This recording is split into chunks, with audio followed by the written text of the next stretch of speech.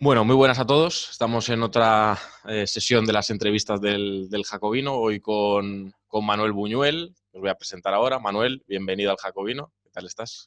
Encantado. Muchas No, gracias por la invitación. un placer por aceptarla tan generosamente. Pues Manuel es politólogo, lo cual ya, y además lo lleva a gala, cosa que en estos tiempos sé que hay crecientes críticos en redes sociales con el tema de los politólogos. Yo no me encuentro entre ellos. Yo creo que ser politólogo es algo muy digno, ¿no? Y además politólogo por una universidad a la que yo tengo especial cariño, tengo amigos allí, alguno de ellos ha sido tu profesor, Tu como profesor. Rafa Rodríguez Prieto, que también le Efectivamente. tuvimos en el Jacobino. Te graduaste, ¿no? Eres muy joven, por la Universidad Pablo de Olavide y bueno, has hecho investigaciones sobre diferentes cuestiones. Y bueno, una de las que yo creo que hoy vamos a tratar más, porque a mí me parece especialmente interesante y creo que puede ser interesante que la abordemos, es el tema de la extrema derecha, de los populismos de extrema derecha, del fascismo, de los fascismos, porque, bueno, precisamente muy recientemente escribiste un artículo sobre el caso de CEDADE, ahora lo vamos a hablar, en un proyecto que cogestionas, que es Contracultura. Y me gustaría empezar por ahí. Manuel, ¿qué es Contracultura? Preséntanos un poco a los televidentes del Jacobino, ¿qué es Contracultura? A ver, Contracultura es un espacio de divulgación política.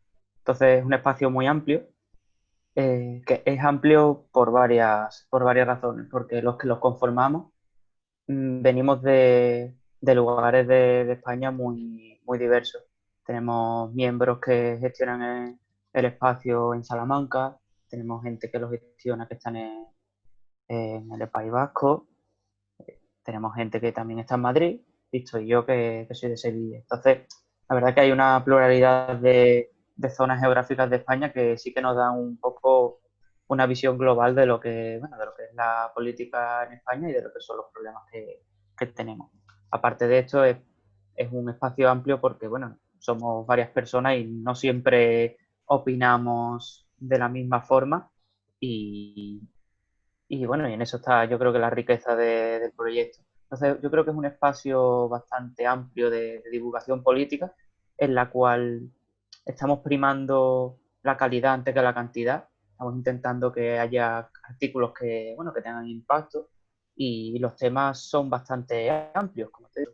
Desde, bueno, yo suelo intentar subir artículos, publicar artículos relacionados con la extrema derecha, bueno, con los temas que yo manejo y cada persona que es integrante o que quiere colaborar con el proyecto manda sus artículos de los temas en los cuales más le interesa o cual más conocimiento tiene. Entonces, por ejemplo, a compañeros que han hablado sobre la posmodernidad, que sé que es un tema que te interesa, o sobre la relación entre los videojuegos y la política, que hace poco también habíamos escrito, bueno, alguna entrevista y artículos, o también de filosofía política. Entonces, claro, tratamos muchos temas, pero siempre desde la mayor honestidad intelectual y la mayor precisión.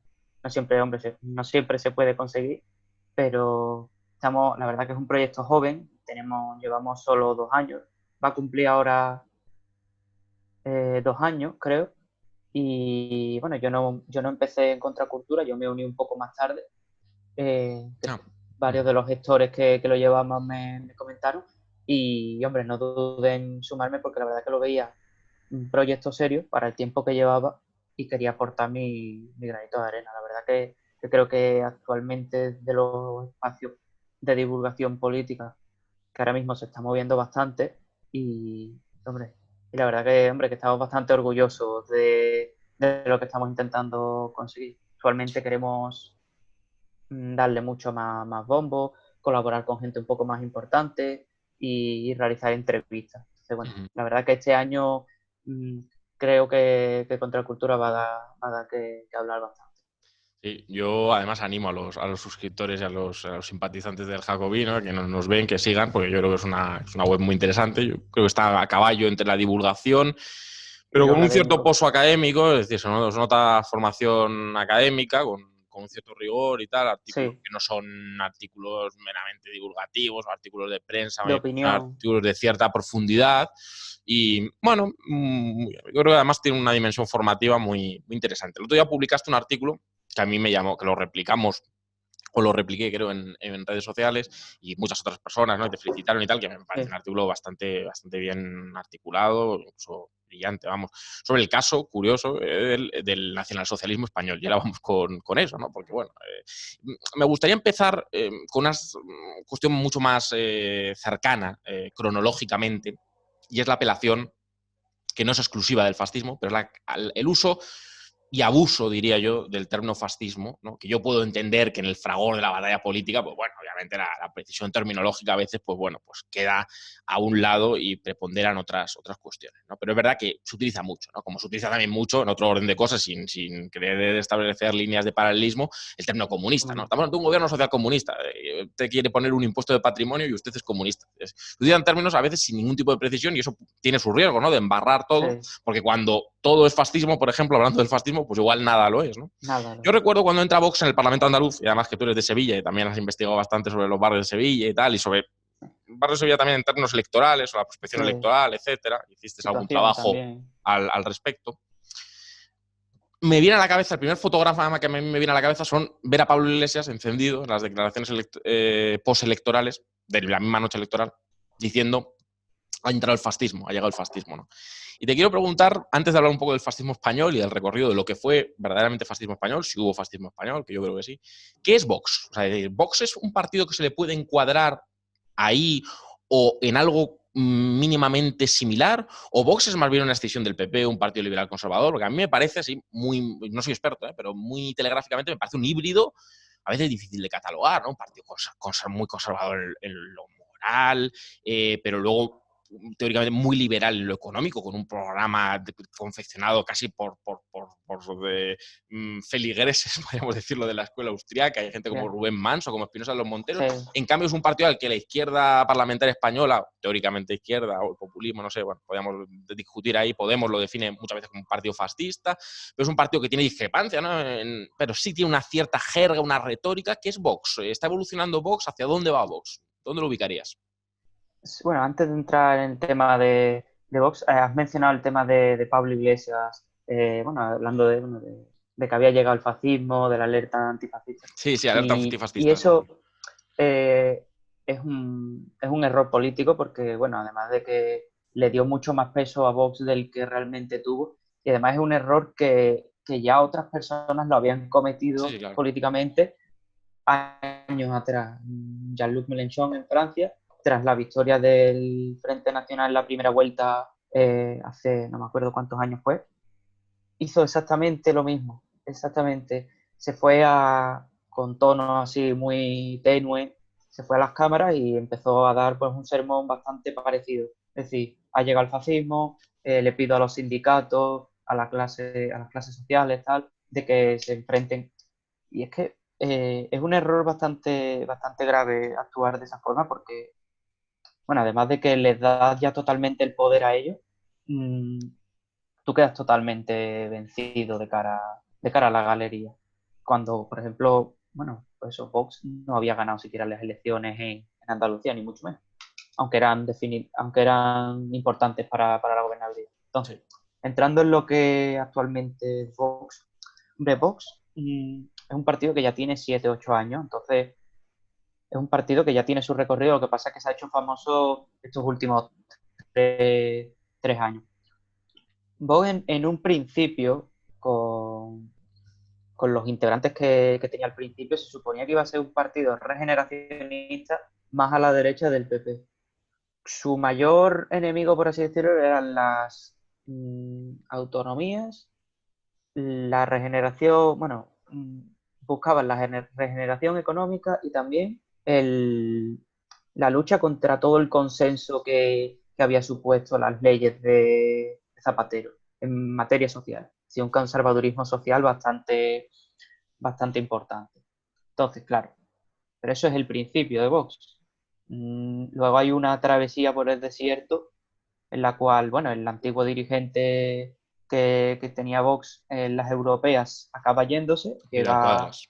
Vidal Vidal Cuadras. Cuadra, se acaba yendo y los jóvenes del partido, por así decirlo, porque bueno, no son tampoco tan jóvenes, entran a liderarlo y bueno, le dan un cambio. En ese momento ya empiezan a sonar más los nombres de Abascal, de Espinosa de los Monteros, de Ortega Smith. Ortega Lara empieza a bajar un poco el perfil, que salía mucho antes. Empiezan a salir caras un poco más nuevas, ¿no? Rocío Monasterio y, bueno, entonces toda esa tropa que, bueno, que ahora mismo son los que, pues, de cara a la galería, son los que más importan en Vox. Entonces, actualmente, ¿qué es Vox? Pues está a caballo entre lo que podríamos llamar el conservadurismo típico español y la alt-right europea. Entonces, siempre tiene una pata en un lado y una en otro. Entonces, hay momentos en los cuales se apoya más en una y hay momentos en los cuales se apoya más en otra.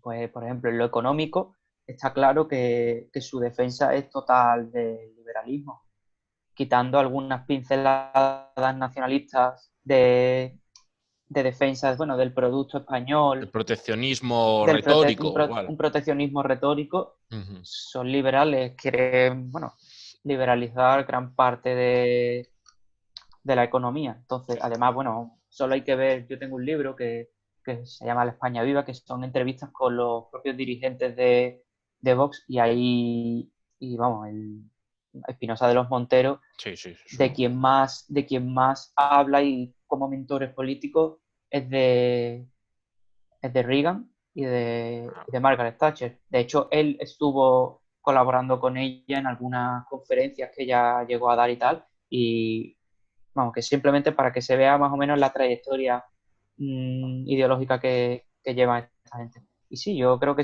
en lo económico ujú.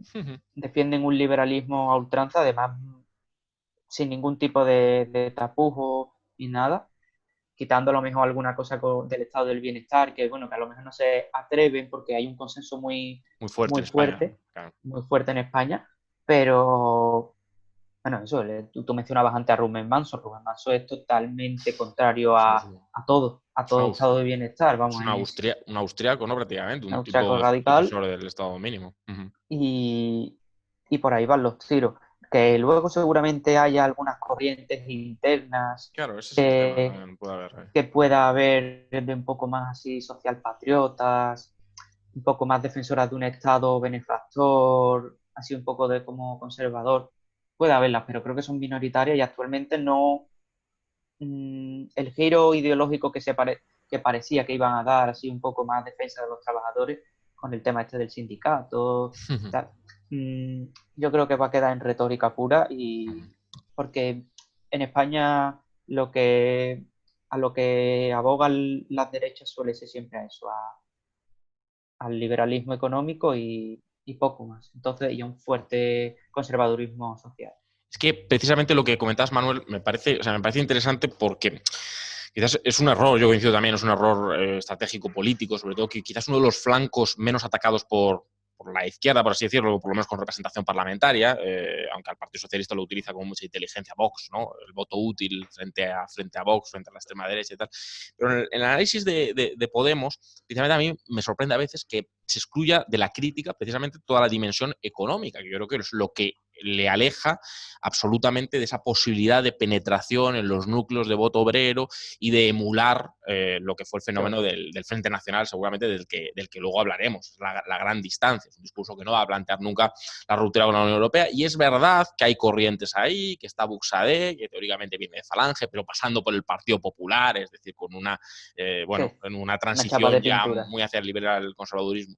O sea, se habla constantemente del término fascismo y aquí hay que hilar fino, ir un poco a la historia de España y quiero que nos ayudes a entender el fenómeno y los antecedentes, ¿no? Claro, vemos, como dices tú, las dos patas que señalas, yo creo que están bastante alejadas de lo que fue el fascismo, estricto sensu, como movimiento, pues, bueno, movimiento antimarxista, antisocialista, pero también antiliberal, un movimiento que tiene un carácter laico en Italia, que esto se nos olvida, ¿no? Y que sus vertientes españolas nacional-católicas, pues ya había un elemento de diferenciación. Entonces, esa pata del conservadurismo social está bastante alejada de lo que ha sido el fascismo, incluso los movimientos podríamos catalogar como neofascistas en Europa, y Mm, desde luego la parte minarquista o incluso anarcocapitalista, o la retórica y tal, pero bueno, que gotea en el programa, ¿no? Liberalización mm, del suelo, demonización de los impuestos, de la progresividad fiscal, desmantelamiento del Estado, defendemos España, pero luego el Estado es como el demonio, y todo esto está, ¿no? Y es curioso porque puestos se ha planos. aparcado un poco.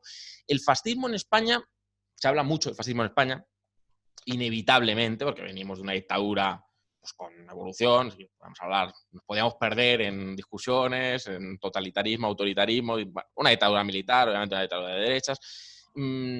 Yo recuerdo, o sea, quiero poner un poco el foco en el fascismo español. Claro, el fascismo español, nos viene a la cabeza Falange Española, el fenómeno de Falange Española, que era muy minoritario hasta el año 1936, hasta el inicio de la Guerra Civil, hasta el golpe de Estado de la Guerra Sí. Civil.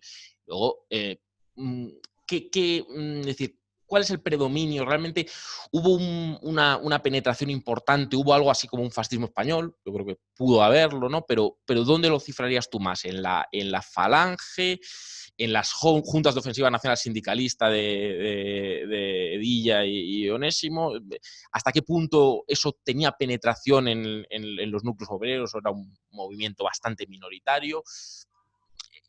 ¿Hasta qué punto había un fascismo español articulado y consolidado? ¿Y dónde se manifestó? ¿Y qué relación tuvo eso con el franquismo? Porque a veces yo creo que se confunde Mm, bastante. 40 años de fascismo. Bueno, pueden ser 40 años muy repudiables, nosotros consideramos que son muy repudiables sí. aquí, pero el fascismo igual es otra cosa. Igual Franco se parecía realmente a... Hubo dos retazos y tal. ¿Cómo lo ves tú? No, y sí, no, y que eso que estamos comentando, que no parezca que es un apoyo tácito a Franco No, o no, todo lo contrario. o que nos ponemos de perfil. No, Sí, no, sí, todo lo sí. contrario, claro. Puede ser una cosa todavía, pero bueno, me viene a mí a la cabeza, por ejemplo, el ensayo este tan canónico y tan seguramente introducido de Paine, ¿no? Sobre el fascismo y tal, que decir, hubo, es decir, seguramente Falange y específicamente las Hons es una cosa, pero bueno, obviamente el franquismo, hablar del franquismo como algo unívoco tuvo sus evoluciones, pero claro, el fascismo igual es un movimiento más concreto con unas especificidades que no merma nuestra pulsión crítica hacia el franquismo, analizarlo con corrección, al revés, yo creo. Sí. Pues sí, no, yo creo que el fascismo en España minoritario, totalmente minoritario y hasta el 36. Y te lo puedes encontrar en Ledesma Ramos, Ramiro Ledesma Ramos y poco más, realmente. La JONS, la Junta Ofensiva Nacional Sindicalista, los miembros que tuvo, que nunca trascendió ahora mismo no recuerdo las cifras, porque hace ya bastante que no trato el tema del fascismo español, pero a lo mejor llegarían a varios miles, tampoco eran muchos, y creo que a lo mejor me estoy columpiando. Y Falange, pues bueno, sí, estaba Primo de Rivera, que era otra cosa realmente, Otra porque no cosa, era sí. tampoco, no era exactamente, de hecho No, acabó peleado con Ramiro Ledesma y Ramiro Ledesma acabó saliendo cuando se hace la fusión de Falange Española, de no Jons. tradicionalista, sino Falange Española y de las ONS, Ramiro Ledesma acaba descontento con esa unión porque no concibe de que esa unión sea un fascismo, no cree que se esté defendiendo el fascismo y acaba saliendo. Y bueno, antes intenta sacar a alguna gente de Falange para seguir dando lo que él defendía. Y bueno, y no sale bien el proyecto y al final el que queda como líder indiscutible de lo que era el fascismo español es. Ay, no me sale el nombre ahora. Coño, lo he mencionado antes. Onésimo Bueno, Onésimo y el y de Falange. y Y José José Antonio. Antonio, claro, Y José José Antonio Antonio Primo de Rivera, Rivera. claro, sí. Sí, porque Bueno, Onésimo en la fusión con las Jons, Onésimo se queda, ¿no? Ramiro Ledesma Ramos sale poco después de la fusión. sí, sí. Y Edilla. Edilla, Edilla claro, también. que luego se va, además, cuando llega Franco al poder, se lo meten en la cárcel Claro. y tarda bastante tiempo en llegar a salir. Sí, si no me equivoco, creo que tardó bastante tiempo en salir. Entonces, y luego eso, bueno, Primo de Rivera era distinto, su ideología política estaba muy también imbuida de poesía, era muy poético a la hora de hablar, era profundamente idealista y además, Orteguiano, ¿no? En algún sí, punto, ¿no? también algunos puntos también orteguianos y, y sí, es lo poco que hay que podríamos atribuir, si quisiéramos un poco ensanchar un poco el filtro,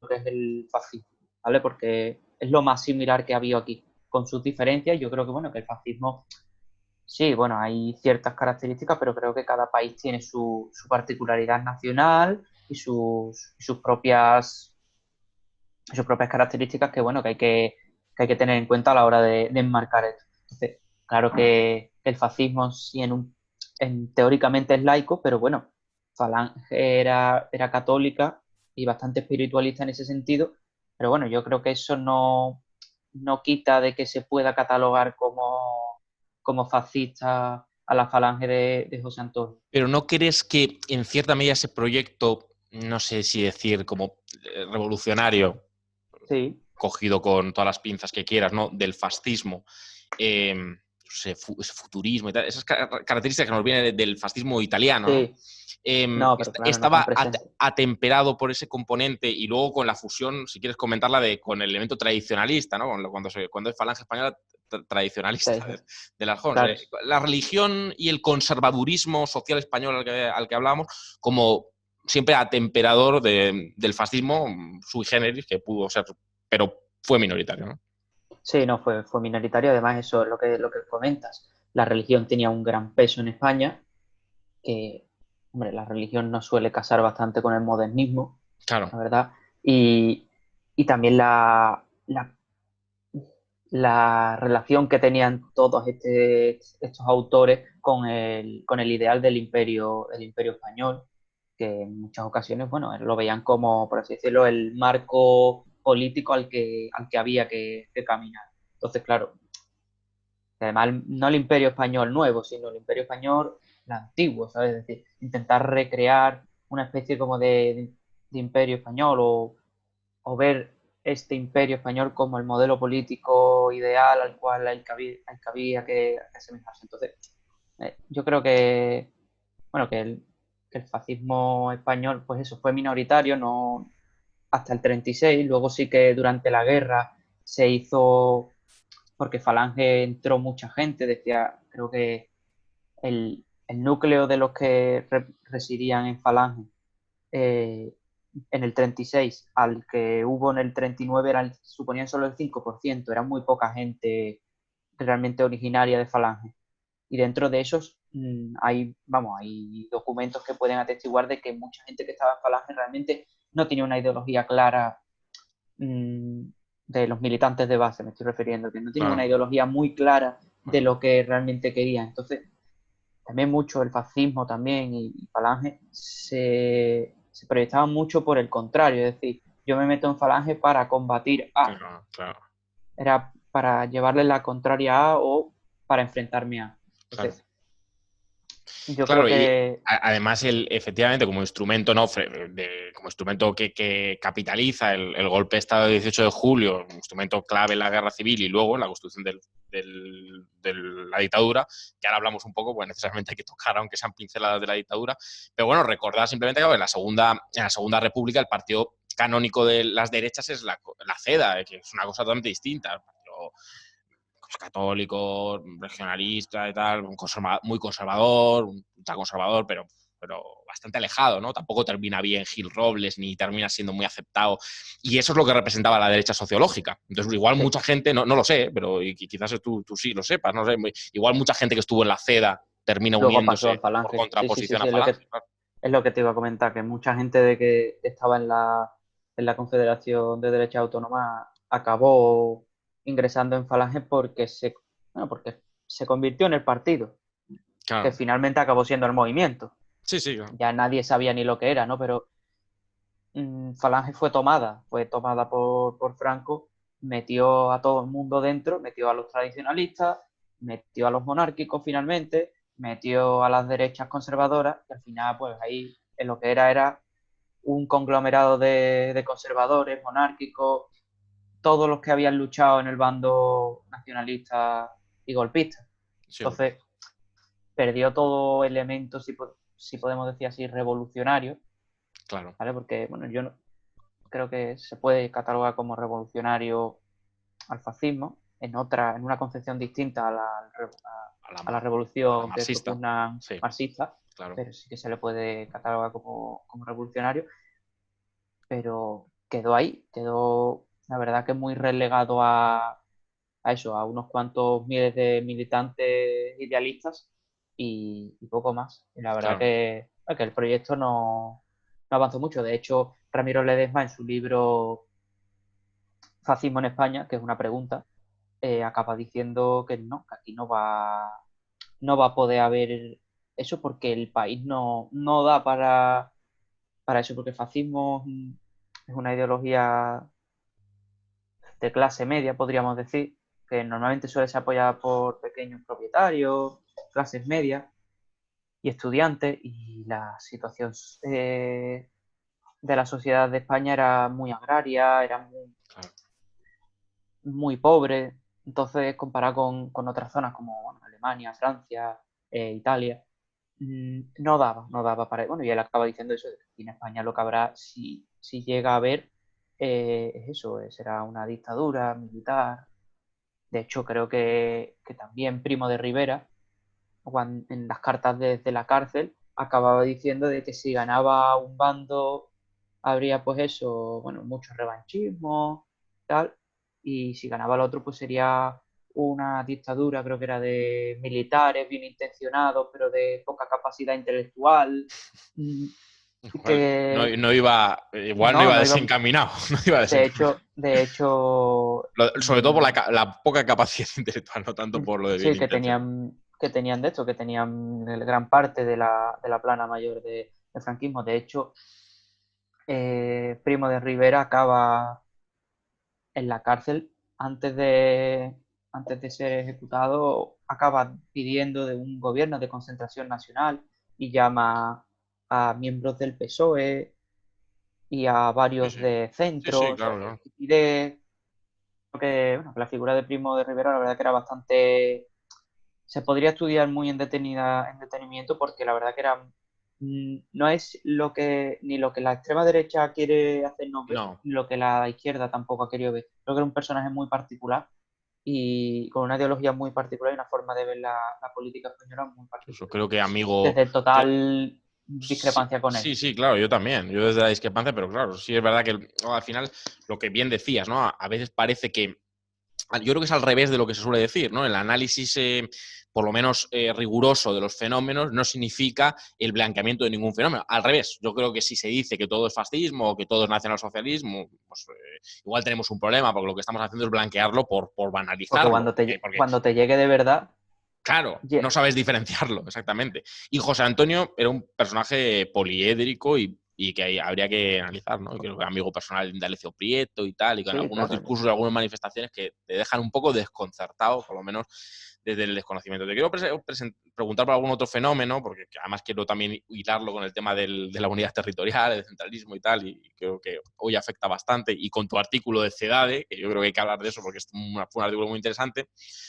Pero bueno, tenemos que tocar un poco el franquismo, claro. Yo el franquismo imagino que solventarlo en 3 palabras pues es complicado porque son 40 años, porque hay una evolución y tal, pero ¿en qué termina todo aquello, ¿no? En esa dictadura militar que efectivamente dista mucho del componente revolucionario del fascismo, o que por lo menos lo descarta, pero claro, yo creo que habría por lo menos que hacer una aproximación diferenciando etapas, ¿no? Claro, imagino que el franquismo ni de la autarquía, ni después de la guerra civil, y el componente efectivamente de más hegemonía de la falange, o de personajes como Serrano Suñer, etcétera, al franquismo más desideologizado, si quieres, o de los tecnócratas, del Sí, Opus y tal, hay una evolución que siempre con los actores criminales, con la represión, con que no era una broma el franquismo. Por supuesto que no era una broma, era una dictadura bastante opresiva y bastante criminal. Pero bueno, hay una evolución, claro, obviamente. En qué fenómeno político no va a haber una evolución en 40 años? hombre, ¿Cómo ves tú esa evolución? Y es un régimen también difícil de catalogar, precisamente sí. por su extensión. Por su extensión, por lo personalista que fue, Claro, personalista. porque Franco además fue un personaje muy pragmático Hmm. y intentaba siempre, por así decirlo, buscar lo mejor para su situación política. De hecho, él tarda en el líder del bando nacional durante la guerra porque no sabe exactamente si va si va a ser apoyado por todos. Claro. Entonces, se aguanta hasta el momento en el cual sabe perfectamente que todos le van a apoyar. Y sí, es una persona que no se puede entender franquismo sin Franco porque, claro, van de la mano. Y sí, tuvo varias etapas. Bueno, no me gusta tampoco dividirlo todo en unas etapas muy marcadas, ¿no? Pero sí que se pueden ver características eh, mm, de ciertos momentos históricos. Se sabe perfectamente que hasta el 45, que es durante el momento en el cual la Segunda Guerra Mundial se está llevando a cabo, España es muy ambivalente con respecto al bando del eje. De hecho, España tuvo bastantes problemas porque llegó a ponerse como país, creo que era no beligerante. Es un estatus que no existe realmente. Tú creo que es no alineado, que es que directamente no entras en la contienda, pero él entró como no beligerante porque había mandado tropas Claro.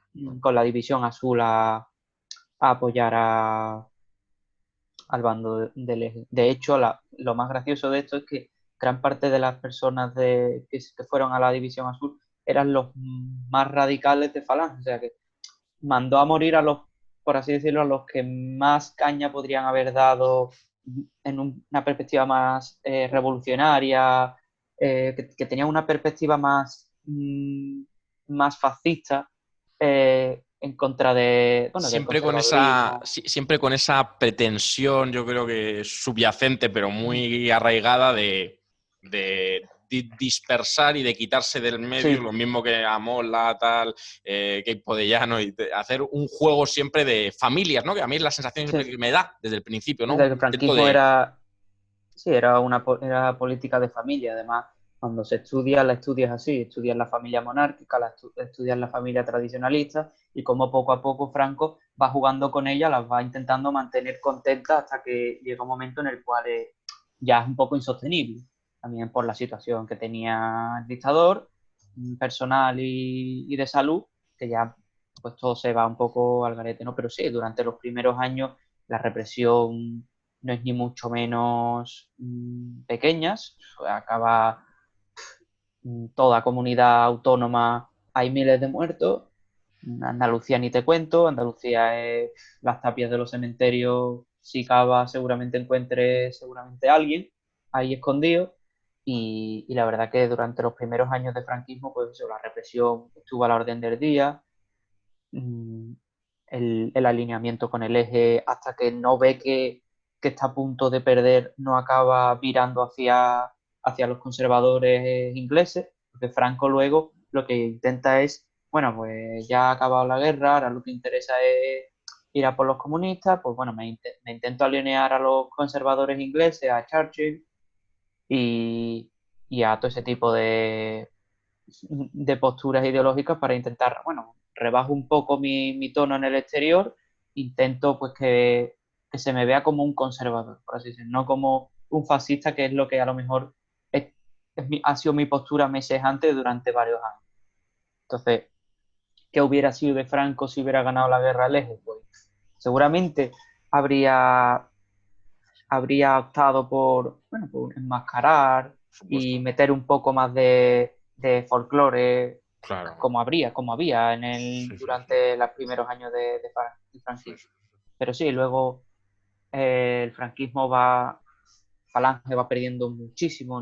muchísimo peso en el franquismo, acaba, acaba siendo, se acaba metiendo todo el mundo, el Frente de Juventudes, todo ese tipo de organizaciones, el de la mujer, que, por así decirlo, creo que fue de los pocos movimientos que aglutinó Falange que tuvo éxito durante bastante tiempo, Frente de la Mujer, Sí.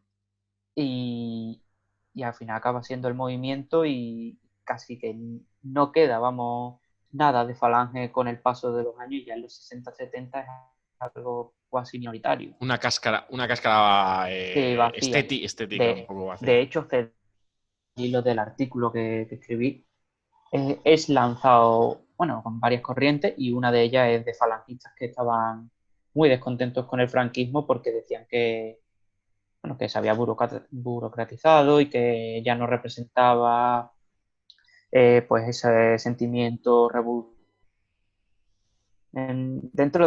Del falangismo siempre habrá un sentimiento de que queda una revolución pendiente todavía. La revolución pendiente. Y habrá falangistas que en los años 70 todavía hablarán de la revolución pendiente de forma seria, incluso. Aunque yo me lo tomo un poco ya a broma, ¿no? Porque es como ya, una vez Franco va a morir, ya aquí se acaba todo. Ya no va a haber más nada. Entonces, hablar de revolución pendiente ya era un poco, ya se veía lo que venía era todo lo contrario. Ujú. Sí, vamos a adentrarnos un poco en tu artículo, precisamente. Bueno, muere Franco, la extrema derecha, pues bueno, parece una harakiri, ¿no? Dentro del régimen y bueno, es decir, sí, aparece partidos de la derecha sociológica a la derecha de la UCD, AP, que es un partido bastante residual, 7%, 8% de las primeras elecciones, pero como tal, la extrema derecha, como tal, Fuerza Nueva y eso es decir, el búnker, su manifestación política. Blas Piñar entra en el 79 en el Congreso y bueno, y prácticamente la fuerza es pues, muy relativa. Se disuelve, ese franquismo sociológico se enmascara, o sea, entra en el juego democrático y bueno, es verdad que la Alianza Popular, los Siete Magníficos y tal, era una cosa bastante gore, pero bueno, la extrema derecha como tal, las manifestaciones del búnker, bueno, pues tiene una manifestación bastante limitada en la transición, aunque con manifestaciones muy cruentas y criminales en algunas, obviamente en atentados como el de los abogados de Atocha y otros Sí. pues, muy duros, ¿no? Pero claro, tú hablabas ahí de un caso que yo creo que es bastante desconocido del nacionalsocialismo español y es desconocido y pones encima de la mesa un factor que a mí me parece muy interesante porque para nuestra desgracia, obviamente, el franquismo, un régimen bastante centralizado, aunque podríamos hablar también de eso, porque incluso el tema del resto foral no desaparece en las 4 provincias, en las 3 provincias vascas y en Navarra, se mantiene en Navarra y Álava, o sea, que habría que hablar también de eso. Pero bueno, obviamente hay una simbiosis, ¿no? Entre, en principio, la centralización, que por eso es tan difícil un proyecto de que reivindique desde la izquierda la centralización, porque, bueno, se hace una asimilación del nacionalismo fragmentario y periférico con muchos matices para hablar, porque podríamos hablar del PNV en Santoña pactando con los fascistas, etcétera, pero bueno, como fuerzas leales a la República y en cambio, pues bueno, el discurso antinacional fragmentario del régimen o del falangismo, etcétera, con unos fundamentos, yo creo que esto es importante, por lo menos dejarlo telegráficamente dicho, muy distintos, ¿no? Porque el esencialismo de Falange, esa la unidad de destino, el idealismo, el romanticismo también, pues, que yo creo que tiene bastante poco que ver con la idea de nación política francesa o tal, de igualación y tal, creo que tiene bastante poco que ver, ¿no? Porque en Sí, Falange siempre hubo un esencialismo, ¿no? Parece que España era algo ahistórico, ¿no? Se perdía en la bruma de la historia y era eterna. Eso es, vamos, la antítesis de mi defensa, por ejemplo, de la sí, nación política, ¿no? Pero bueno, tú metes el factor de una extrema derecha, de un nacionalsocialismo español, ya no fascismo, un tipo de fascismo, que diverge, es divergente de la centralización de la defensa de la unidad de España e incluso plantea un proyecto que casaría tanto en España como en Europa más con una visión incluso etnorregionalista dentro de España y en Europa. Y ahí metes en tu artículo el mapa igual algo controvertido de las SS sobre el proyecto para Europa, la Europa de las etnias, la Europa regionalizada por cuestiones étnicas. Y desmontas un poco, descuadras todos los esquemas, ¿no? Cuéntanos un poco qué fue CEDADE y por qué planteaba por qué era tan conflictivo con la extrema derecha, igual canónica, que nos viene a la cabeza habitualmente. a ver, bueno, pues a ver, Cedade, la verdad que a mí me parece un grupo bastante, no, fue minoritario, pero tenía unas ideas bastante originales, por así decirlo. Yo diría que dentro de lo que para mí me parece un poco psicótico, ¿no? Todo lo que proponían y de locura, me parecen unas ideas bastante originales porque, bueno, rompen con toda la tradición del país y aún así fueron uno de los movimientos más importantes del nacionalsocialismo de posguerra. Es decir, es complicado tú lanzar un movimiento que no case con la realidad del país en el cual te estás estableciendo y aunque así tengas un éxito, aunque sea minoritario, tengas éxito. Entonces, bueno, yo creo que CEDADE, de ahí la importancia de CEDADE. Y sí, CEDADE yo creo que dio con ese mapa, el mapa este de las SS, que yo todavía no he conseguido dar si ese mapa es real, no es real, pero bueno, las implicaciones políticas las tiene, porque a día de hoy se sigue hablando de ese supuesto mapa, que no sabemos si lo hicieron las SS realmente, no lo hicieron, pero bueno, ha inspirado políticamente a gente, tanto a favor como en contra. Entonces, creo que, bueno, sea a favor o sea real o no, es importante hablar de esto. Entonces, ese mapa lo que quiere decir, bueno, es una división étnica de Europa, bueno, a saber, ¿no? Porque étnica, pero y divide un montón de países en un montón de etnias que, bueno, que yo directamente ni conocía. La verdad que Francia está dividida en 8 o 9 trozos, Alemania ni te cuento, Italia, que parece la Italia de 1400, que parece que está dividida por reinos y ducados, y la verdad que es un poco rocambolesco ese mapa. Entonces, mm, CEDADE se basa en esto, y bueno, en todas las ideas étnicas mm, muy asociadas al nacionalsocialismo, a las razas, ese tipo de cosas que no casan para nada con, bueno, ni con Falange ni casi con el fascismo clásico, la verdad, porque además que estaban obsesionados con ese tema, con el tema de la raza y con el tema de las etnias, Casi, porque en todos, es más siamés del nacionalsocialismo alemán, sí, más que del claro, sí, sí, fascismo sí, italiano. sí, sí, era profundamente nacionalsocialistas alemanes, vamos, eran por así su modelo.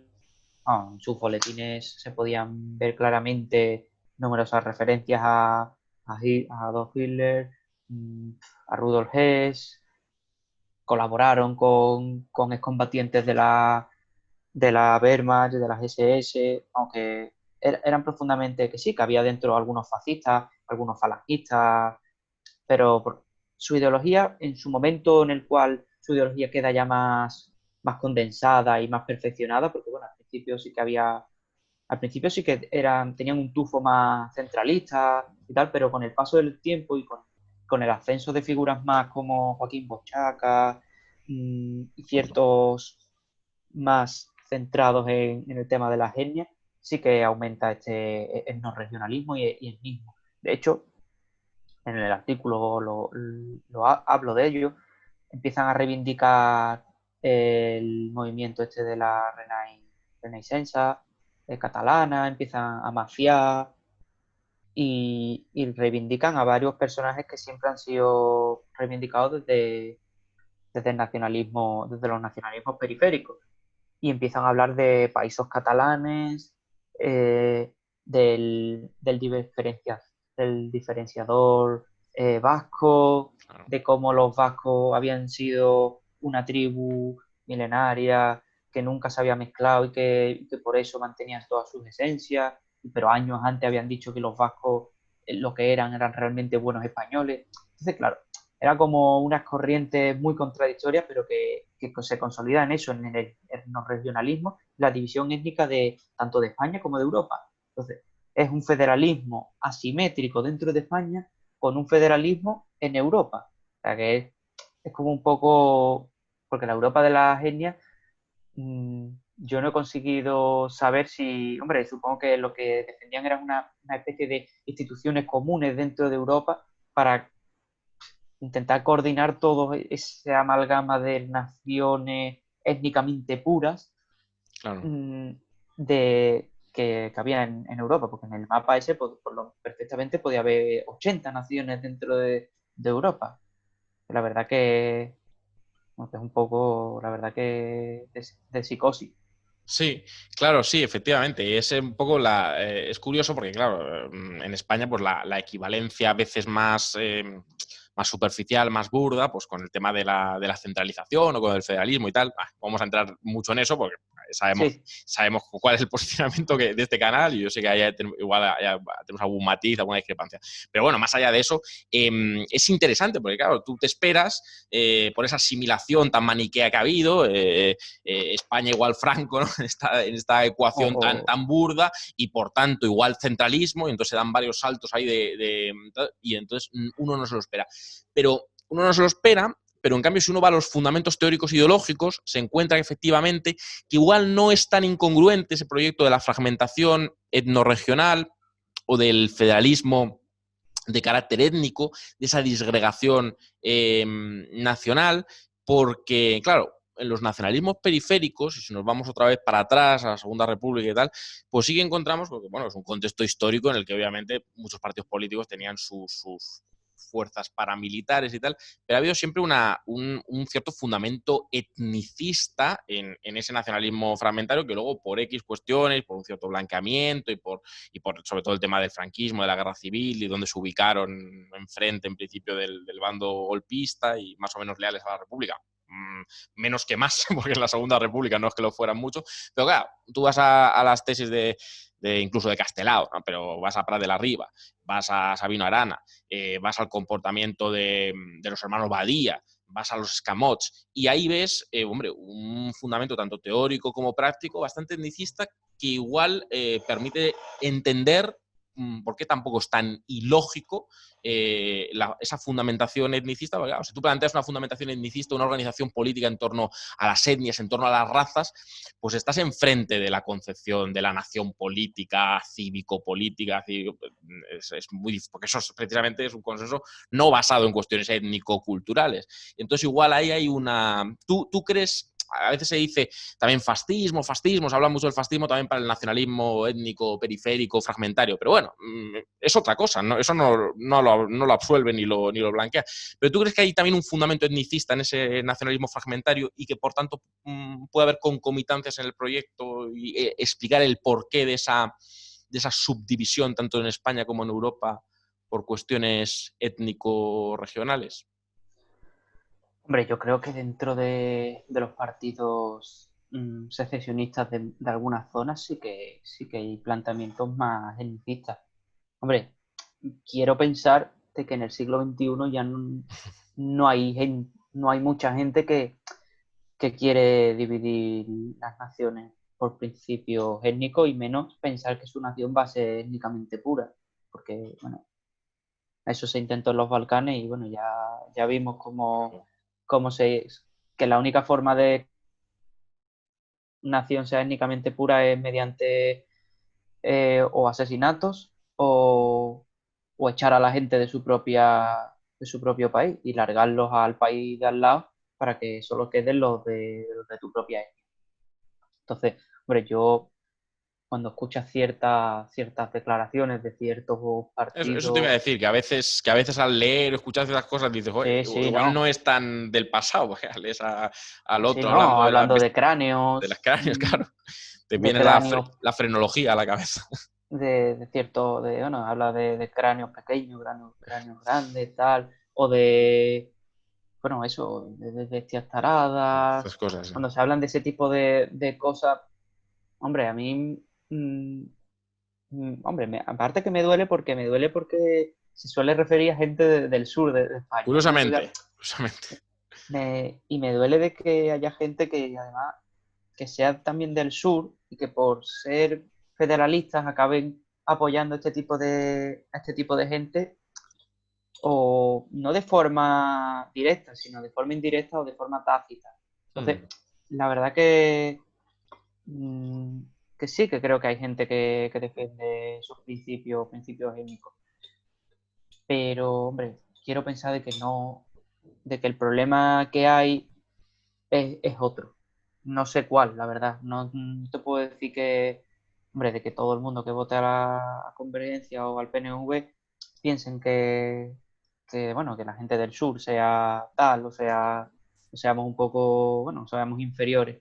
Pero sí que plantean en cierta medida una cierta desigualdad Claro. entre territorios y, hombre, Hombre, ¿en base a qué? es verdad que no se puede hablar de que el supremacismo etnicista que existe y que yo creo que es empíricamente Y además hay constatable partidos sea que sea lo catalogan. único, pero bueno, igual los otros componentes que complementan el fenómeno son más modernos en términos de secesión más fría, el fundamento más de insolidario, Sí. de ser refractarios a un concepto redistributivo inherente a cualquier nación política y a cualquier Estado democrático, pero no por ello es decir, no por ello es un componente más halagüeño, pero bueno, es verdad que... Pero sí que me parecía interesante, volviendo al tema de la extrema derecha, del fascismo, que bueno, a veces, es verdad que en el eje izquierda-derecha pues hay unas ubicaciones a veces muy caprichosas, muy arbitrarias, y se ha dado por considerar algunos movimientos pues, por cuestión romántica o por cuestión o por un cierto desvarío ideológico, creo yo, de algunas fuerzas políticas, ¿no? Como movimientos progresistas y tal, y vas al fundamento, incluso a las prácticas, a las actitudes y tal, y te encuentras comportamientos que igual están más cerca pues eso, de ese etnicismo fragmentario que en cambio rompe con los esquemas en una España en la que siempre se ha identificado pues que la defensa de una unidad política centralizada y tal tiene que ser necesariamente conservadora o reaccionaria, más allá de las implicaciones que tenga. Volviendo al tema de la extrema derecha hoy, hablamos de Vox y hemos analizado un poco un fenómeno porque sus peculiaridades características españolas, conservadurismo social, liberalismo económico y tal, una cosa que se parece poco al fascismo y a la evolución del fascismo. Pero ¿hasta qué punto hay un neofascismo hoy en Europa? ¿Hasta qué punto lo hay? Y si lo hay, ¿dónde lo podemos encontrar? ¿Lo podemos identificar en algunos gobiernos concretos o en algunas fuerzas políticas que han tenido resultados muy notables, como pues el Frente Nacional y sus sucesores? ¿Dónde ubicarías a Salvini? ¿Dónde ubicarías a Orbán? ¿Hasta qué punto esto se puede catalogar así? ¿Es otra cosa? ¿Es una derecha alternativa? ¿Es una derecha populista? ¿Son movimientos difíciles de catalogar? ¿Hay nexos de unión entre ellos? ¿Cómo lo enfocarías? Yo creo que la relación que tienen con el fascismo gran parte de las fuerzas europeas de la alt-right es un poco... Hace tiempo estaba leyendo sobre este tema y tendían a enseñar un poco la pata con el fascismo para ver qué reacciones habían. Por ejemplo, hace un mes o hace unas cuantas semanas, Rocío de Mer publicaba Sí, un vídeo en el cual salía una mujer hablando tal sobre la inmigración. Bueno, y finalmente se descubre, bueno, si tampoco había que descubrir mucho porque se veía claramente de bueno, no sé si era diputada, pero era líder de una formación heredera de colaboración del fascismo, bueno, de los nazis, y, y que era, vamos, era la falange polaca reciclada después de los años 90 después del comunismo. Entonces, mmm, tienden a publicar ese tipo de cosas porque para ver, uno, cómo reaccionan los adversarios, porque además eso les aporta, ¿no? Todo el mundo publicó ese vídeo, todo el mundo comentó ese vídeo, y cómo sienta dentro de su electorado, que creo que, y ahí tienen, y la democracia tiene un problema bastante grave, que tienen una aceptación de ese tipo de discurso y una aceptación de ese tipo de formaciones y tal, que con tal de que estén en contra del consenso progre o del consenso del comunismo y tal, aceptan cualquier cosa. Es decir, aceptan cualquier tipo de discurso, venga de donde venga. Es decir, si viene de una tía que es claramente fascista, que va con una banda fascista aquí en el brazo y tal, les da absolutamente igual. Y luego encima, que es lo peor que se ve en esto, cuando se lo llama, cuando le dice, mira, vamos a ver, esto explicas de que eso es fascismo, porque claramente es fascismo, se hacen las víctimas, ¿sabes? Y hay una victimización total de enseño a la pata con el tema del... Digo, no, no, no, vamos a ver, yo no he hecho esto. Claramente lo han hecho. Y eso ocurre en varios países. En varios países, pues con el tema de en Eslovaquia hay un partido, el cual el nombre ahora mismo tristemente no me acuerdo porque, bueno, es Eslovaquia y no es un país que maneje demasiado, pero bueno, si ahora lo busco te lo digo, marchan totalmente como los nazis, van totalmente traje paramilitar, con la banda en el brazo, creo que se llama Kotleva, creo que se llama, no estoy seguro, Kotleva. Kotleva era el líder, pero creo que el partido también recibía el nombre del líder. Luego, los Balcanes tiene numerosas no, pero tiene fuerzas que rozan, y todo esto viene de las secesiones yugoslavas. En Hungría tienes a Orbán, pero que Orbán dentro del espectro político no es lo más a la derecha que existe, porque hay gente que está mucho más, que es creo que era el Jobbik, e incluso creo que el Jobbik tenía otro más a la derecha, porque el sistema político húngaro está totalmente escorado a la derecha. Creo que el único partido que hay de izquierda que medio saca votos es un partido socialdemócrata, y creo que saca un 6, un 7%. Y luego tienes en el caso de Polonia, que tienes a los de Ley y Justicia, que son una especie de como social patriotas, que en algunas medidas dan muchos subsidios a ciertos grupos, pero por otro lado, bueno, pues defienden lo típico, ¿no? Que Europa les dé dinero mientras están amenazando con que se van de Europa, que también a nosotros nos suena un poco ese discurso que es bastante familiar. Solidario, sí. Es curioso porque en Europa también la cuestión nacional, esta cuestión que tratábamos en la pregunta de antes del particularismo español, de asimilación de que el centralismo tiene que ser de derecha o de extrema derecha, y que en cambio la secesión, aunque sea insolidaria y de fundamento supremacista, es un movimiento que en principio tiene una patina de progresismo, aunque luego no lo tenga, pero eso es un poco el análisis muy superficial, pero son como están ubicadas las ecuaciones. Esto en Europa también, con la extrema derecha, con el populismo del alt-right y tal, salta por los aires, ¿no? Por ejemplo, en Italia es un caso antitético. El Partido Comunista de Italia ha luchado claramente, y toda la izquierda, contra el proceso de la autonomía diferenciada, y Salvini, que viene de donde viene, y la Liga Norte, Sí, de la Padania, vamos. Claro, tiene exacto, el proceso de la Padania, que ha sido un proceso, ese sí, yo creo que con similitudes importantes con el tema de Cataluña, o sea, ubicación en el norte y tal, es decir, regiones ricas que no quieren redistribuir, un cierto discurso, y en cambio, el proceso de autonomía diferenciada, la izquierda italiana lo contrapone muchísimo, incluso el federalismo, porque la autonomía diferenciada no deja de ser una especie de federalismo asimétrico, y está frontalmente en contra, ¿no? O incluso los neonazis casi flamencos y tal, que han apoyado en su momento en la diada, tal, el propio Salvini. Entonces es curioso, ¿no? Porque el tema que hablábamos, la ambivalencia entre la CEDA de etnorregionalista y la falange o el franquismo que identificamos con el federalismo y tal, en Europa salta por los aires. Ahí hay una especificidad española, ¿no? El tema nacional nos despista un poco, pero no está tan claro en Europa, ¿no? Parece que no está tan claro, ¿no? Que ese proceso de fragmentación o de secesión no pueda estar acompañado también de determinados movimientos de extrema derecha. Sí, sí, sí. Claro, porque muchas veces ocurre, ¿no? Y en el caso de Cataluña hay un partido que es abiertamente, no sé si es filonazi, que ahora mismo el nombre, estoy un poco con los nombres, se llama, no sé si era Yo Frente pensaba que me ibas Nacional Catalán o Front pensaba que me ibas a hablar Nacional. de Torra y de Puigdemont. No, perdona por No, perdona por la broma. no, no, no.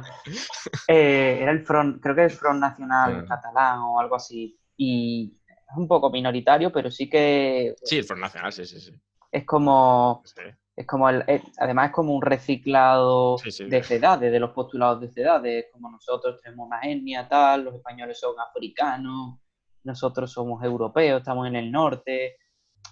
Y sí, claro, esto de, claro, cuando tú te consideras que eres una nación, porque tú te consideras que eres una nación, seas de izquierda, seas de derecha, al final te acabas enfrentando a otra nación que es la que se supone que te está oprimiendo. Entonces, por eso hay casos de gente de extrema derecha que son nacionalistas fragmentarios, y casos de extrema, bueno, se podrían decir, o no son que no se podrían considerar como esta gente, ¿no? Que, por ejemplo, la Esquerra Republicana, que bueno, sí, que yo estoy totalmente en contra de ello, pero no puedo en el mismo espectro ideológico, y menos sociológico tampoco, que esta gente. Entonces, sí, se dan casos muy, muy singulares. Por ejemplo, sobre todo el caso italiano. El caso italiano que mencionas es importante, porque la Padania es un invento. Sí, sí. La gran diferencia que yo le veo con el tema de Cataluña es que es un invento, porque la Padania no existe como región casi hasta que los de la Liga Norte no se alimentan. Esa sería la diferencia que tiene con Cataluña.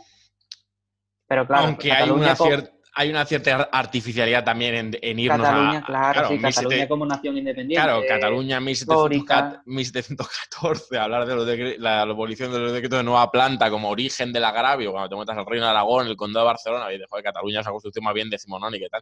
Pero bueno, sí, te entiendo que el otro es un artificio más Total. nuevo, más neófito, vamos, el tema Sí, de la sí, de los padaña. años de eso, del último siglo y está creado además de eso en Roma, Roma ladrona, Sí, sí, sí. Sí, sí. y bueno, y reproduce, vamos, lo que nosotros conocemos perfectamente y que nos suena Muy similar. muy, muy similar y sabemos perfectamente por qué nos suena todo este tipo de discursos.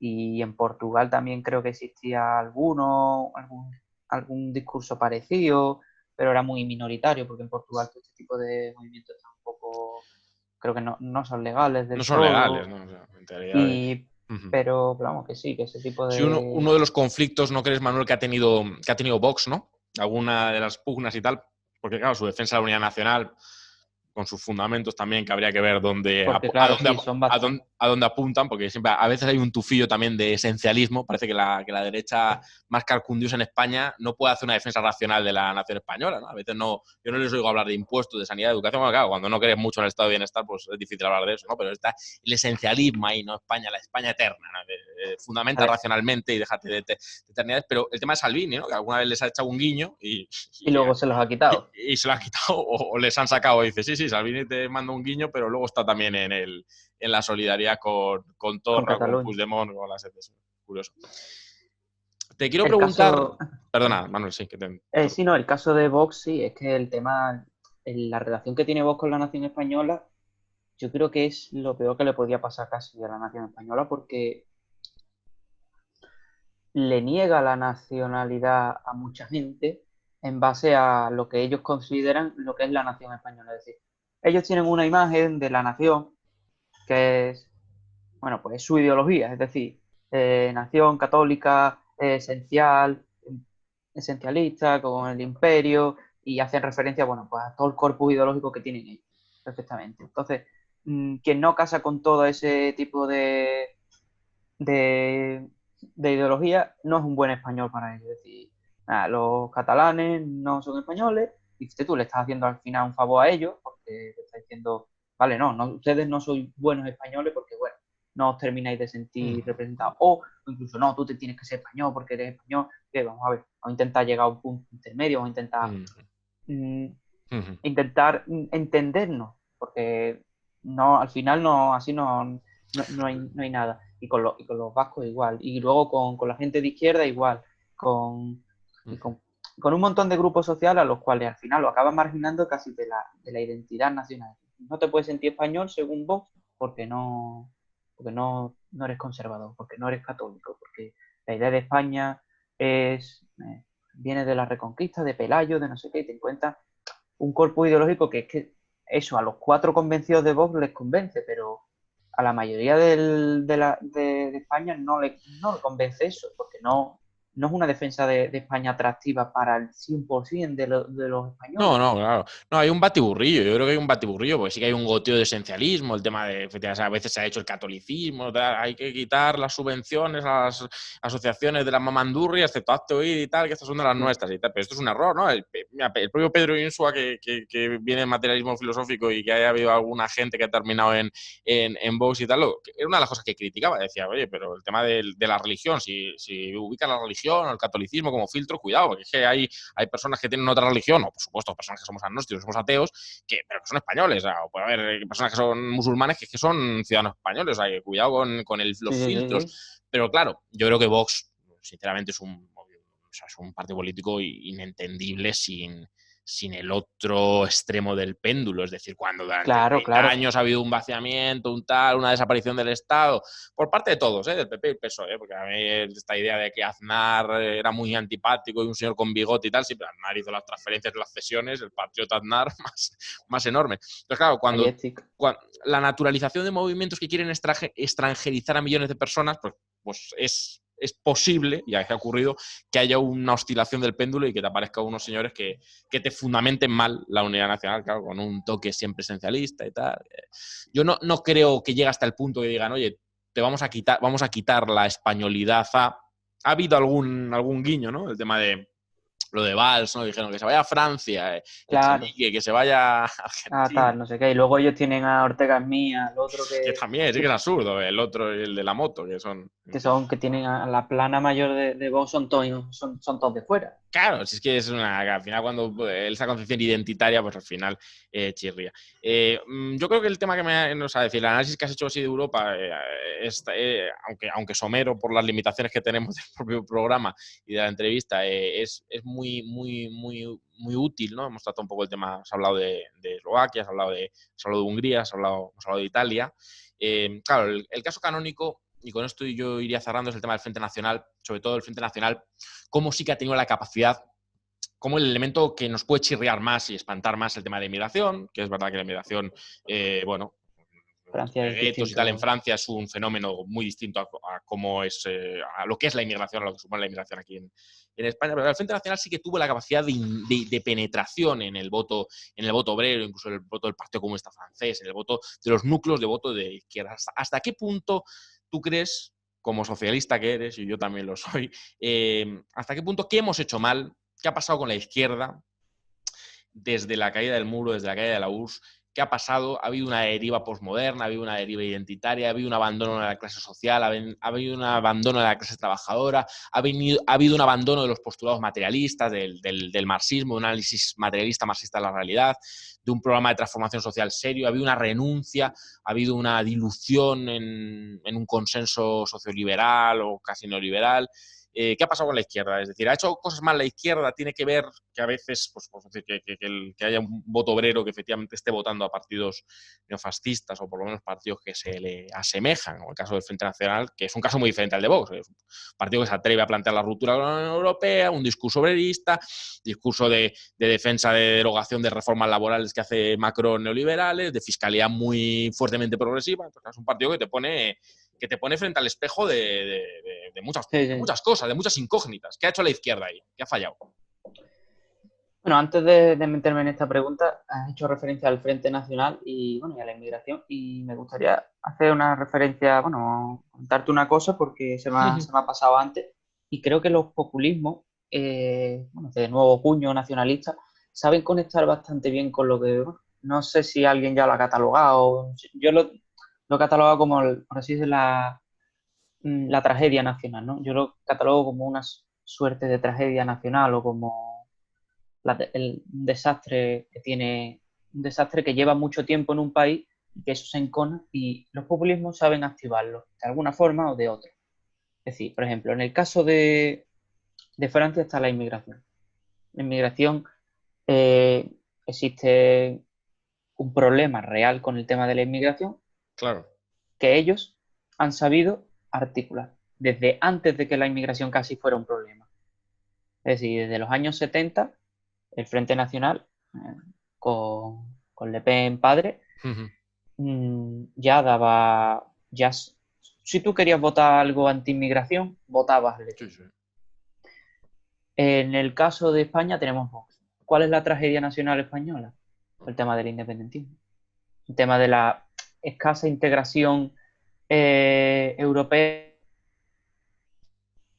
entre otros, porque yo considero también el tema de la guerra civil, también un desastre nacional que a nosotros nos marca en la actualidad y que no se termina de resolver. Entonces, eso se encona y hay partidos que saben activarlo Sí, no, para su pero beneficio. el caso de la erosión territorial, de los desequilibrios territoriales, eso es un tema que, claro, que lo puede explotar, de hecho lo explota, pero que Claro, es un componente real, claro, no se lo inventan. O sea, es decir, es una cosa que claro, existe. sí, sí, sí.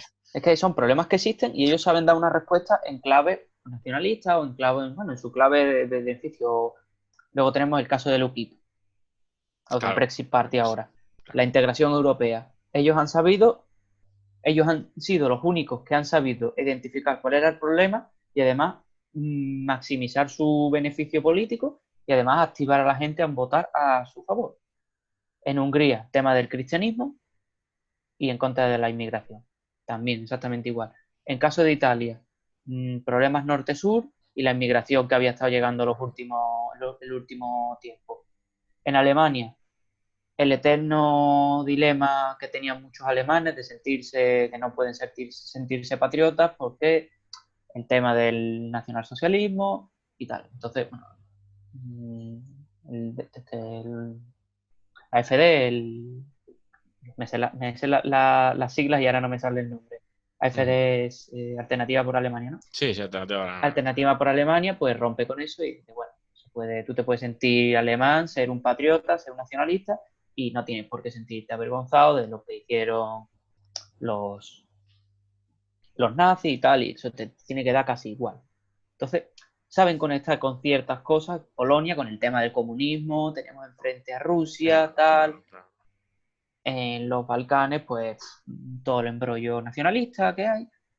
Saben conectar con una cosa que yo he catalogado como el desastre nacional o una especie así, un término que podría ser ese o podría ser otro, y saben activarlo y además saben activarlo en su beneficio. Entonces, Explotarlo demagógicamente. Ujú. y además de forma muy machacona, que sea el único debate, que sea el único tema que traten, hasta que todo el mundo ponga, tanto los partidos de otra ideología como los de la propia, acaben solo hablando de ese tema. Y saben jugar además muy bien con eso, con medios de comunicación, buena campaña de comunicación, saben llevar mucho eso. Entonces, volviendo a la pregunta que me habías comentado del tema de la izquierda. De la dejación de la izquierda o de la desactivación, de alguna manera, de la izquierda, sí. Sí, pues, hombre, viendo cómo estamos, es imposible negarte que hayamos sido derrotados Algo en de todo. responsabilidad tenemos, sí, sí, Sí, seguro. hombre, claro, ¿no? Algo, bueno, yo tengo poca, yo tengo 23 No, no, años nosotros, claro, no, sí, pues. yo tengo Nosotros, 23 años y, y, y yo un poco más, pero poco, poco más. y ideológicamente estoy formado desde que entré en la carrera, poco más, entonces llevo 5 años. Sí, Pues no, pero claro, bueno, me entiendes, sí, sí, como sí, familia así muy, sí, sí, bueno, como en fin, hay una responsabilidad, pero claro, desde los años 80 y desde que el claro. consenso neoliberal se lo comió todo, mm, ya no hay, es que no ha habido debate hasta relativamente hace poco sobre muchas cosas. Desde los 80, bueno, incluso desde los 70. Yo podría hablar desde finales de los 70, mediados de los 70, que incluso todavía existía el bloque del Este y tal. Mm, ya había un consenso en el mundo occidental bastante grande, en el cual el camino era eso, la liberalización, eh, el ir bajando el nivel de la frontera, más velocidad de capitales, más transnacionalismo, todo ese tipo de cosas. Entonces, la izquierda pues no ha sabido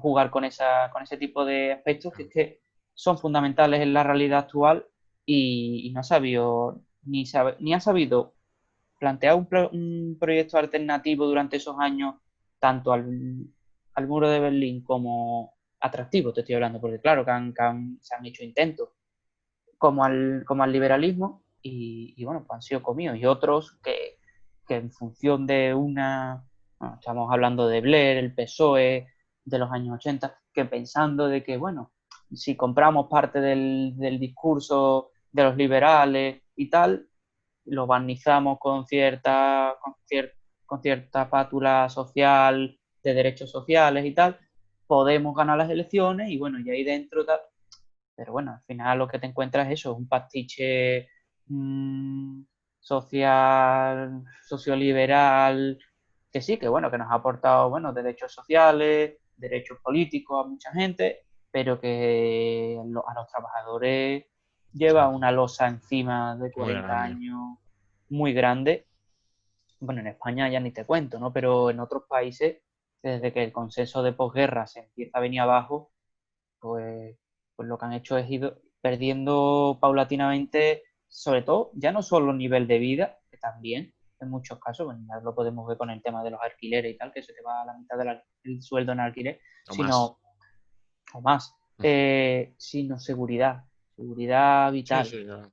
porque antiguamente, pues eso, tú tenías un salario Claro, claro. medio que, pero bueno, el contrato normalmente solía ser medio fijo y Sí, sí, tal, sí. y tú mal que bien, aunque vivieras regular o mal en algunos casos, sabías que más o menos ese sueldo lo tenías ahí y el empleo no era tan fluctuante como actualmente, que todo es muy volátil, hoy te contrato, hoy te despido, no tengo problemas para despedirte, no tengo problemas para contratarte, la gente viene y va, y bueno, todo eso Claro, se... yo creo que estás definiendo muy bien en el sentido una sociedad en cierta medida en el que el valores que tradicionalmente hemos aparejado a la derecha, ¿no? Incluso al conservadurismo, pero que hoy quizás deberían ser revalorizados por la izquierda, ¿no? Un cierto orden, una cierta protección, una cierta estabilidad, que una sociedad casi anómica, una sociedad sin normas, sin Sí, cortapisas sí, sí, sí. a la libre transacción de capitales y a la especulación, a un capitalismo financiero de casino muy especulativo.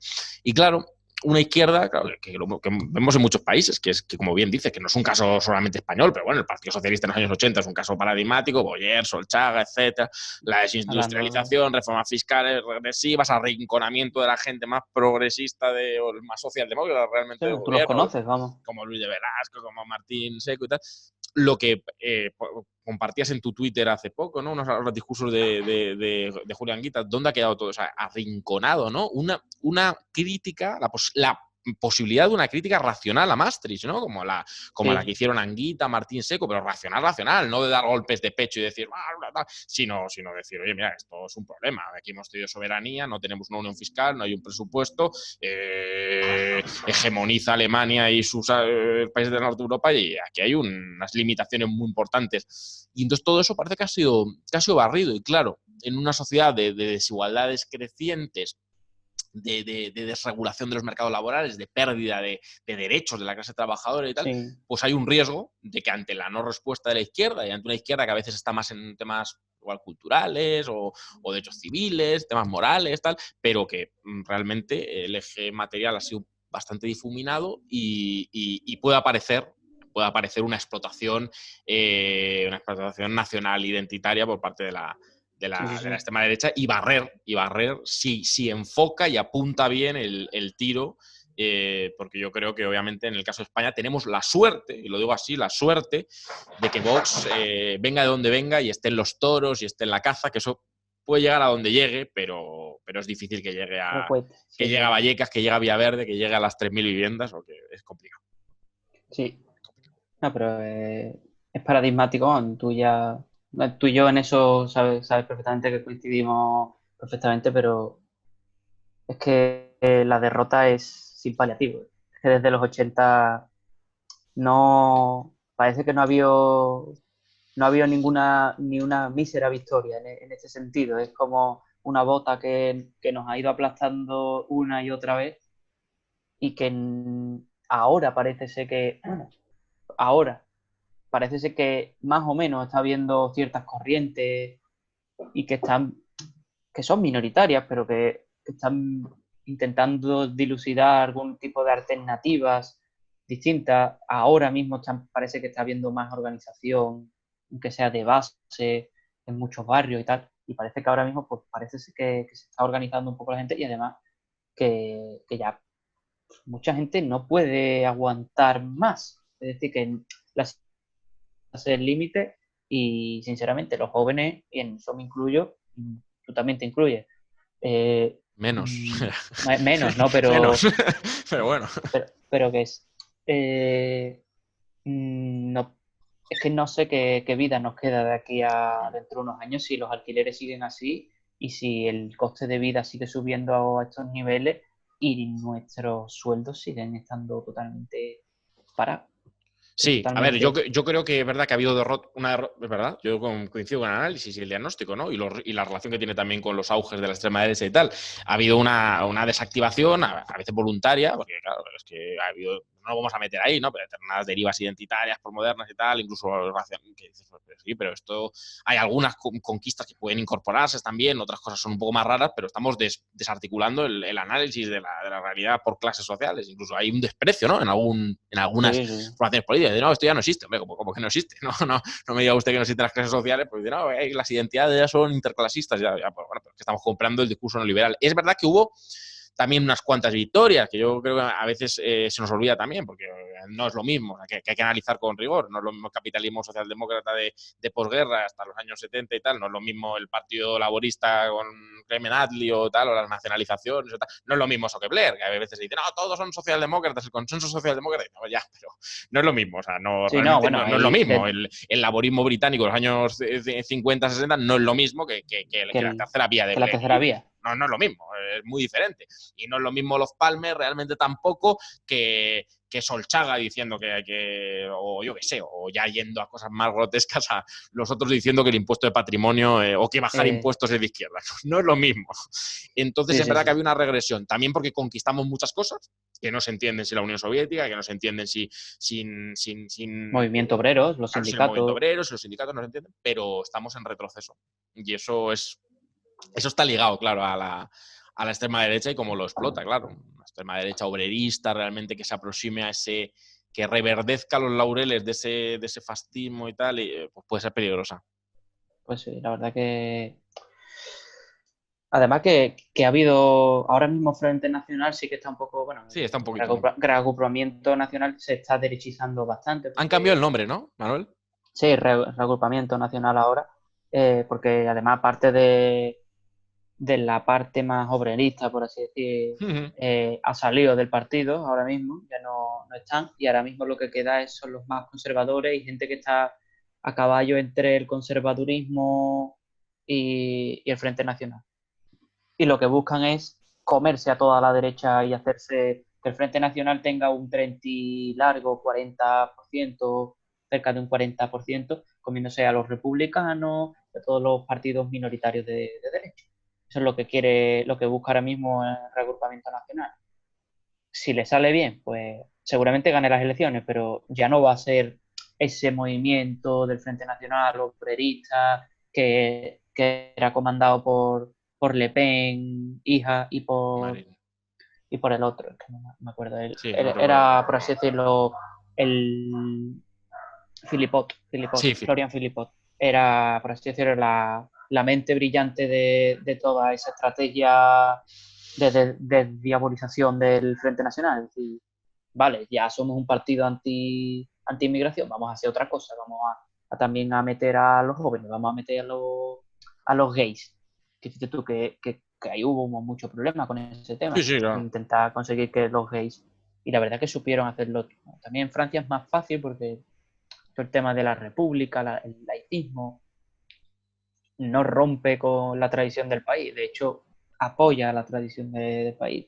Tú en España eres laico y va un poco en contra Claro, de la no, tradición del es lo país. mismo, claro. Es lo que hablábamos, el elemento que atemperaba el fascismo históricamente, pero también, pues eso, la rémora de ese discurso más obrerista, laico, republicano. El otro día me decía alguien que tuvo responsabilidades, que me ahorraré el nombre por un poco por Sí. una conversación privada, pero alguien de izquierdas que tuvo responsabilidades en el Parlamento Europeo, en Europa y tal, y me decía que escuchar a los diputados, precisamente tras esa estrategia de Filipov, de escuchar a los diputados del Frente Nacional y tenía, a veces daba verdadero miedo porque un discurso pues, bastante bien articulado, con esos dejes y corolario programático obrerista, el tema laico y republicano, que es tan jacobino realmente, que va inherente a la política francesa, joder, y claro, dices, pues tenemos un problema para combatir esto. Tenemos un problema para combatir eso, porque es un discurso muy bien articulado para penetrar. Y además atractivo. Claro, porque atractivo. No es la rémora de, joder, la el rémora imperio, nacional nada, así católica que... y tal, que puede ser hasta, yo qué sé, hasta satirizable.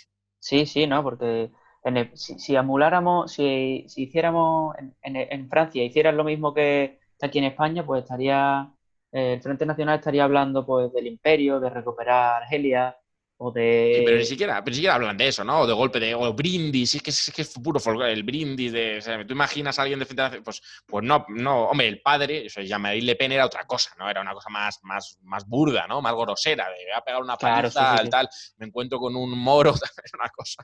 Pero Sí, claro, no, el brindis de Ortega Smith, por los, o sea, sí, no, que no. grandilocuencia, esa retórica inflamada.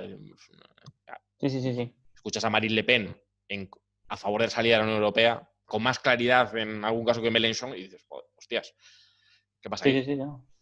Pero bueno, pues hasta aquí, Manuel, no te voy a entretener más, que muchas gracias por aceptar nuestra invitación. Ya sabes que en el Jacobino tienes tu casa Sí, no, oye, que además que ha sido un placer. Ha sido un verdadero placer tenerte aquí y aprender contigo de todos estos temas. encantado, la verdad que sabes que, vamos, por afecto personal y tal, sabes que os sigo casi siempre que subís tertulia, tal, y aunque no siempre esté de acuerdo con lo que decís, pero se Poco aprende a poco mucho te irás y convenciendo. pronto estoy ahí contigo presentando también. Sí, Pero ya sabes que de esto que me parece un espacio muy interesante y que estoy seguro de que va a ir creciendo poco a poco. Vamos, y pues, eso espero. pues lo mismo a nuestros generosos seguidores, suscriptores. Ya sabéis que estamos en Twitter, Facebook, Instagram. Nuestras redes son el Jacobino Es. Y bueno, seguiremos generando contenido, tertulias editoriales a medida de nuestras posibilidades. Y bueno, que no dejéis tampoco de visitar el portal de Contracultura y confiar que también hay esperanza en los politólogos. Muchas gracias, Manuel. Un A, abrazo muy grande. a ti, Guille.